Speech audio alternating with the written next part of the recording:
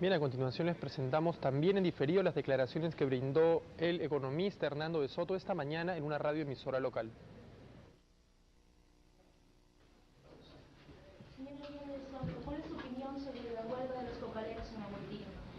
Que hay que manejarla con mucho cuidado porque son las zonas más delicadas del país, en el sentido de que ahí se produjeron en los años pasados, sobre todo en los años 80 y principios de los 90, las más grandes batallas contra Sendero Luminoso y fueron ganadas ahí. Entonces es un lugar que se puede incendiar y por lo tanto es un problema importante que hay que elevarlo a un nivel de tratamiento político, no considerarlo solamente como un problema técnico, de que es sustitución de cultivos, se puede hacer, sino darse cuenta que ahí también han habido conflictos sociales y políticos que inclusive han sido de orden militar. El primer paso, creo yo, que es muy importante, es asegurarse, cosa que yo no sé si se ha hecho, es con quién se está hablando. En las zonas de cocaleros, los cocaleros generalmente tienen organizaciones que son efectivas, pero que no son necesariamente aquellas que aparecen a primera vista. Las verdaderas organizaciones de campesinos, en muchos casos son organizaciones con las cuales el Estado no ha tenido contacto. Esto ocurrió, por ejemplo, a principios de los años 90, cuando nosotros estuvimos encargados de ver cierta parte del problema de la coca en el Perú. Fuimos a las regiones y descubrimos que había 182 comités de producción cocalera y que estos eran verdaderamente los que representaban a los campesinos y no una serie de otras organizaciones o personajes que eran los más vociferantes. Pero el hecho de haber podido identificar quiénes eran verdaderamente los que manejaban las aspiraciones y tenían el mandato de los cocaleros, que en su gran mayoría eran aquellos que iban a decidir en qué sentido iba a ir el Perú, el problema de la coca, habían sido identificados. Eso nos permitió un diálogo fructífero y llegar a acuerdos de paz. Yo creo que lo mismo puede estar ocurriendo hoy, que no necesariamente aquellos que más ruido hacen son necesariamente aquellos que están representando a los cocaleros, pero hay que cuidarse de la forma como se los trata, porque si se les da el maltrato consiguiente podrían polarizar la situación y crear héroes y dirigentes que no tienen hoy día autoridad y que podrían peligrosamente tener autoridad en el futuro. ¿Usted está a favor del cultivo, de cultivar, de promover el cultivo de la coca que piensan algunos sectores de los cocaleros? No, yo creo que la coca es una muy mala idea. Lo que ocurre es que a veces es la única alternativa por falta de infraestructura, en muchos casos física, carreteras, aeropuertos, puertos fluviales, y en otros casos por la falta de ley. Es decir, la gente comienza a cultivar coca porque no tiene títulos y no tiene confianza en lo que son sus recursos. En otras palabras, si yo tengo un título sobre mi tierra y ese título está inscrito dentro de un sistema legal que realmente funciona, yo en primer lugar me voy a cuidar de no malograr esa tierra. A diferencia si no tengo título, en cuyo caso yo cultivo cualquier cosa como la coca, que es un cultivo que prospera pues en meses. Mientras que si yo tengo la tierra y yo sé que puedo beneficiar de ella a largo plazo porque tengo propiedad absoluta sobre ella, yo puedo comenzar a considerar cultivos alternativos porque sé que mi inversión de hoy va a poder ser compensada a largo plazo. Eso no ocurre sin títulos. Entonces, uno de los grandes problemas que ha habido, a mi juicio ahora, es que se ha descuidado el proceso de titulación, que no es otra cosa que la inserción de los cocaleros peruanos dentro de un marco legal que los permite prosperar. Y que por otro lado no solamente los permite prosperar, pero los hace responsables frente a la ley. Porque el momento que usted tiene una persona ubicada en una propiedad específica, con una dirección específica, usted ya tiene un ciudadano responsable, porque usted sabe ya dónde ir a buscarlo cuando no cumple la ley.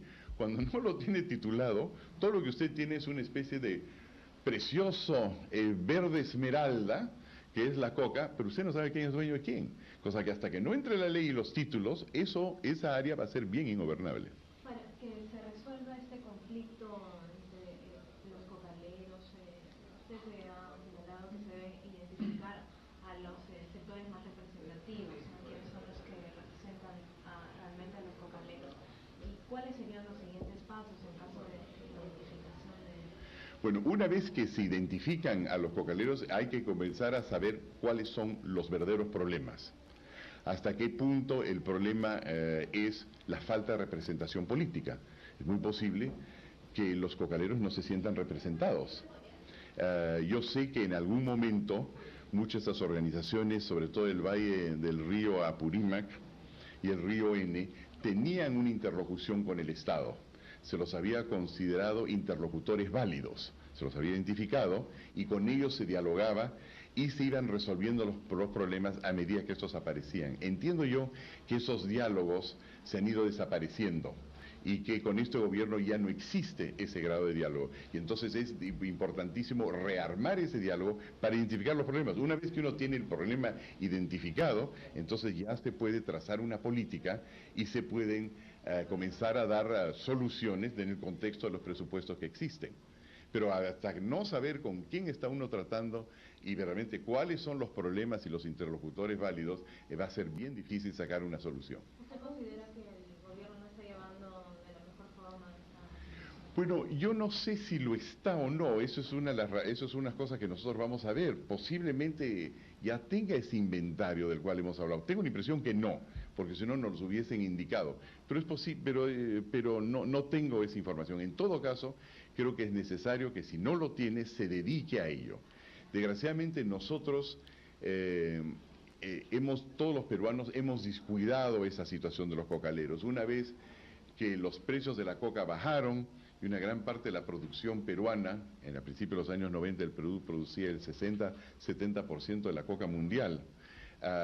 Una vez que esa producción pasó a Colombia, que es lo que ocurrió en los años 90, hubo una sensación de que ya ese problema estaba resuelto.